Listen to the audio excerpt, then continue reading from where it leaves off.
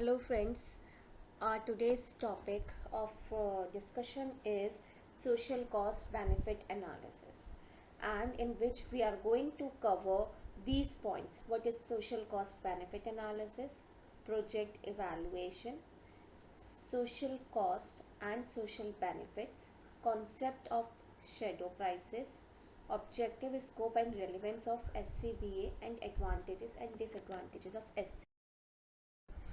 So first is, what is SCBA, that is social cost benefit analysis.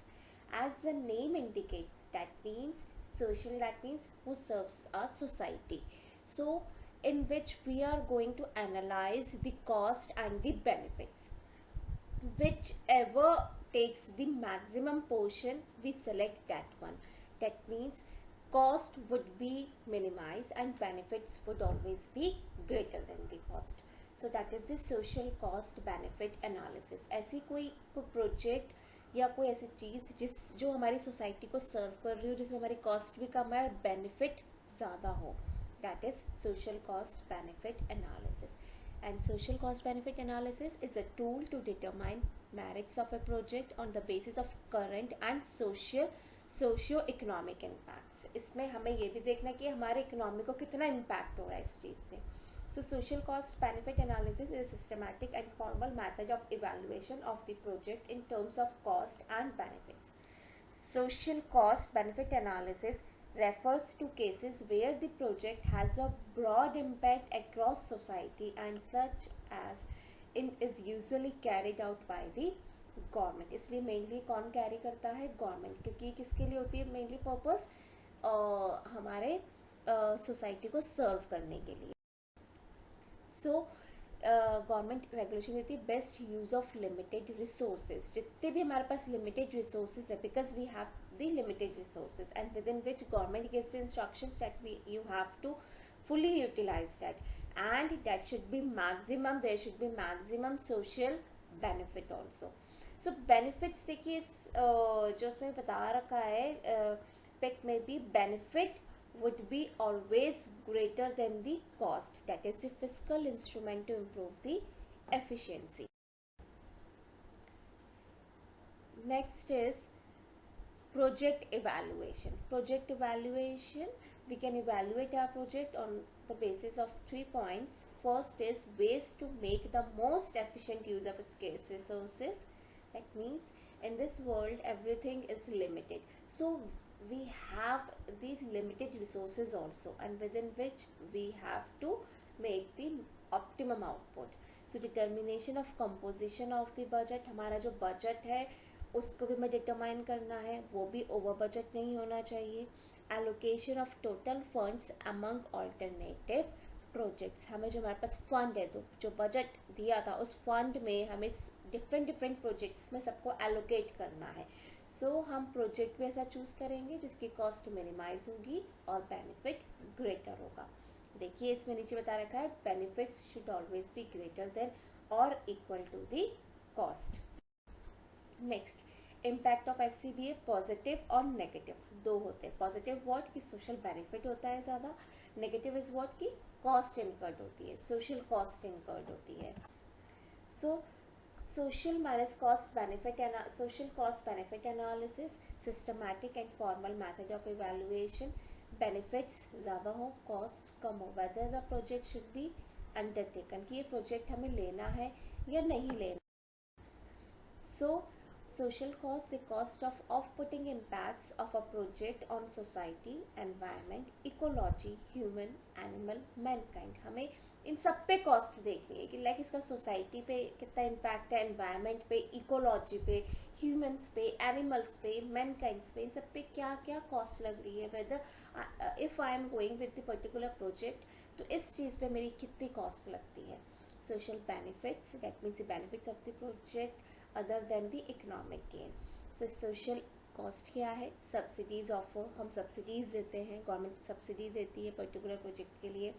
Environment degradation, कुछ भी manufacturing होती है, कुछ भी काम होता है जिससे एनवायरनमेंट को हमारे फ़र्क पड़ता है, ये डिग्रेड करता है. Depletion of energy as well. Unemployment cost, हालांकि प्रोजेक्ट्स में आप बोलेंगे कि एम्प्लॉयमेंट कॉस्ट होता है, बट कुछ कुछ चीज़ों में हमारा एम्प्लॉयमेंट चला भी जाता है. Like if you are going for the bridge project, कि हमें एक ब्रिज बनाना है और उस प्रोजेक्ट पे जाते हैं, तो जो भी जो फेरी लगा रहे होते हैं वहाँ पे, और जो भी सेलर्स हैं उनको अनएम्प्लॉयमेंट होता है.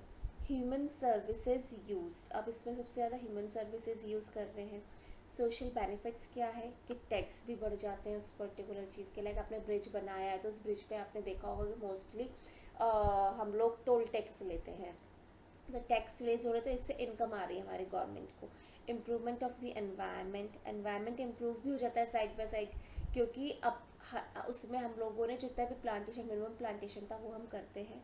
प्रोडक्ट्स और services will improve. Indirect employment creation, जो लोग उस ब्रिज को बनाने में एंगेज हैं उनके लिए इनडायरेक्ट एम्प्लॉयमेंट इंक्रीज होता है.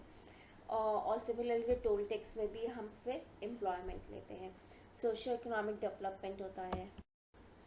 So example of the project, यहाँ पे प्रोजेक्ट्स है 7 प्रोजेक्ट्स वी हैव, और 7 प्रोजेक्ट्स की इस टेबल में कॉस्ट गिवन है. सो प्रोजेक्ट्स की कॉस्ट 200, 145, 80, 50, 300, 305, 125, ये सब कॉस्ट है. बेनिफिट्स कितने हो रहे हैं हमें, ये हमारी कॉस्ट और बेनिफिट कितना हो रहा है पर्टिकुलर वन फर्स्ट प्रोजेक्ट से 400 rupees, whereas from project second 175. Similarly for third 104, 125, 420, 330 and 100.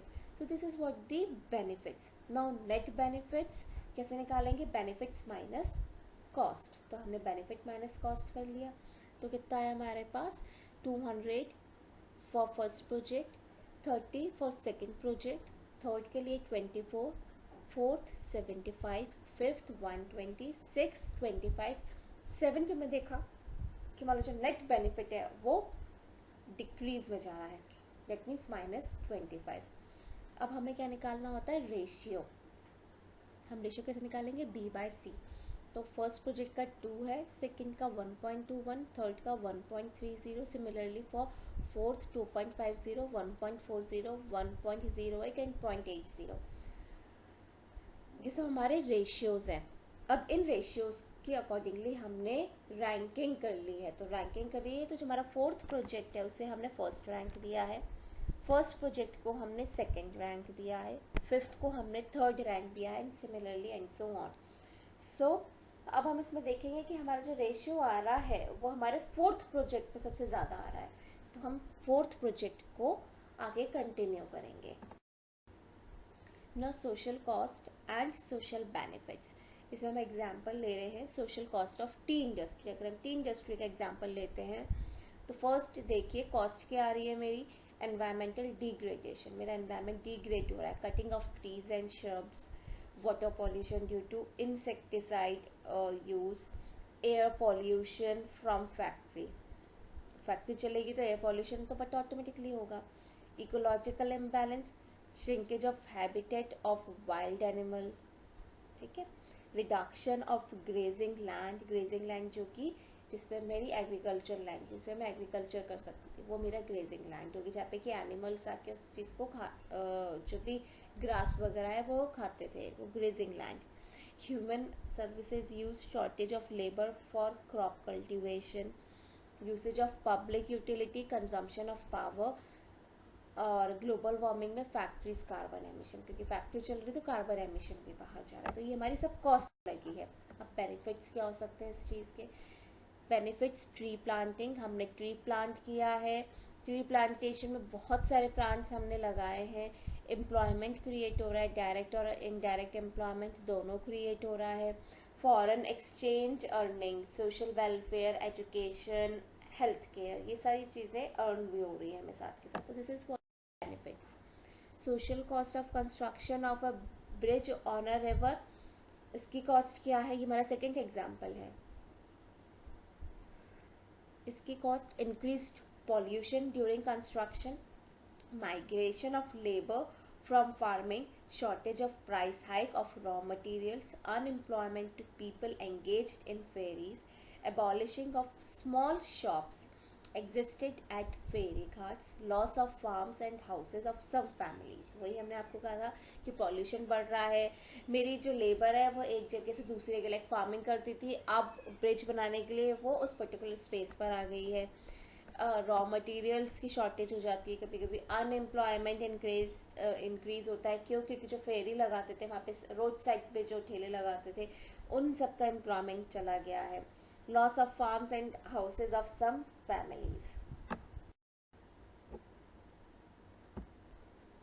Social benefits of construction of a bridge. अब बेनिफिट्स क्या होंगे? Employment to workers during construction, less cost in travel and transportation, saving of time of people, employment in toll tax collection, social welfare. So these are the benefits. Now next is concept of shadow pricing. अब shadow pricing क्या होती है? So हम बता दें, shadow pricing is a monetary value. ये monetary value that is assigned to currently unknowable, or we can say the difficult to calculate the cost. It is based on willingness to pay principle. willingness to pay principle पे हम लोग देखते हैं इसको. So for this we take an example also, like shadow pricing might be the value of a park to the social well-being. like हमें park construct करना था, तो ये जो वैल्यू हो सकती है हमारी सोसाइटी के लिए. But analyst can evaluate its value to a community with regard to the cost of new construction. हम क्या बोलेंगे इसकी कॉस्ट के लिए? evaluate करके कम्युनिटी के रिगार्ड में हम कर रहे हैं with a new construction. So this is what is shadow pricing. ये होती monetary terms में ही है, but इसे easily calculate नहीं किया जा सकता है. Shadow pricing would be more easier to understand with another example, like suppose if you plan to travel from Mysore to Bangalore in your car, what will be the cost of journey for 140 kilometers if car gives a mileage of 20 kilometer per liter and price of petrol is 70 per liter. So you might estimate the cost of that trip by only including the cost of petrol, but you are unlikely to include the wear on the tires, the depreciation cost of car per kilometer, the insurance cost, the rare possibility of an accident and its consequences and so on. Like कभी उस पर accident भी हो सकता है, कुछ insurance cost भी आ सकती है, उसके टायर बर्स्ट भी हो सकता है, टायर की कॉस्ट, हमारे जो टायर खराब हो जाते हैं उसकी cost. So shadow price can be thought of as the cost of decisions made at the margin without consideration for the total cost. Objectives of social cost benefit. There are four main objectives. First, economic benefit of the project in terms of shadow pricing. हम shadow pricing के regard में इसको देखते हैं कि economic benefit कितना हो सकता था. Impact of the project on the level of savings and investment in the society. हम उस प्रोजेक्ट का इम्पैक्ट देखते हैं और उसके अकॉर्डिंगली हम उसमें इन्वेस्ट करते हैं. लाइक मैंने अभी आपको एग्जांपल दिया था पार्क. हमने पार्क बनाया है, that would be serve your society. So इससे बेनिफिट्स ज़्यादा है. Next point is the impact of the project on the distribution of income in the society. अब इनकम की भी क्या इम्पैक्ट पड़ता है इसका सोसाइटी पर. The contribution of the project towards the fulfillment of certain merit wants, self sufficiency और the employment etc. अब इससे हमारे employment पे कितना इम्पैक्ट पड़ता है. So scope and relevance of SCBA. First, public और प्राइवेट इन्वेस्टमेंट. अगर हम पब्लिक इन्वेस्टमेंट की बात करते हैं, that mainly for the government. ये गवर्नमेंट पर्पज से होती है, इसके अंदर गवर्नमेंट सबसे मेन रोल प्ले करती है. If you are talking about the private investment, so SCBA is also important as the private investment are to be approved by various government और quasi government agencies. That means कि हमने private को sector को तो दे ही दिया है SCBA, but इसका relevant quasi governmental agencies पर भी होता है. क्वासी गवर्नमेंट एजेंसीज वो कहलाती है जो कि प्राइवेट ऑर्गेनाइजेशन होती है. It is a private organisation that is supported by the government and have a public mandate to provide a given service. That is the quasi government agencies होती है, private है, बट इसमें rules और regulation सारे government वाले चलते हैं. So SCBA enables government to make logical decisions. SCBA brings into force international and national legislation for safeguarding of what? Social justice, over exploitation of national resources and human resources, sustainable development. SCBA के through ही हम इन सब चीज़ों को देख सकते हैं कि social justice, society के साथ जस्टिस हो रहा है या नहीं हो रहा है, कितने हम नेशनल रिसोर्सेज को ह्यूमन रिसोर्स का एक्सप्लॉइटेशन कर रहे हैं, क्या एक पर्टिकुलर प्रोजेक्ट में कितना डेवलपमेंट होगा, कितना एडवांटेज होगा. Next, advantages and disadvantages of SCBA. क्या क्या एडवांटेजेस और डिसएडवांटेजेस हो सकते हैं. तो first of all the advantages, the ability to identify the projects that maximise the welfare of the society.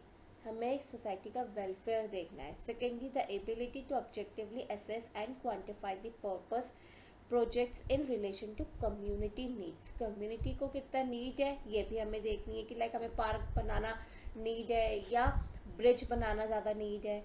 Exposure of the basis for decision making for projects and opportunity for public criticism. अब हम इस basis पे देखेंगे किसी भी project के लिए इसका कितना एक्सपोजर मिलेगा हमारे पब्लिक को.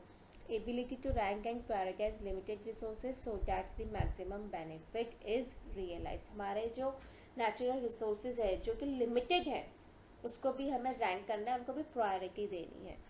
फिर डिसएडवांटेजेस क्या है. Difficulty in measuring social cost and benefits and converting them into monetary terms. क्योंकि डिफिकल्ट होता है इसे कैलकुलेट करना, तो उसको मॉनेटरी टर्म्स में दिखाना तो और भी ज़्यादा डिफिकल्ट है. Over statement of the value of social benefits. कभी कभी हम सोशल बेनिफिट्स की ओवर स्टेटमेंट दे देते हैं.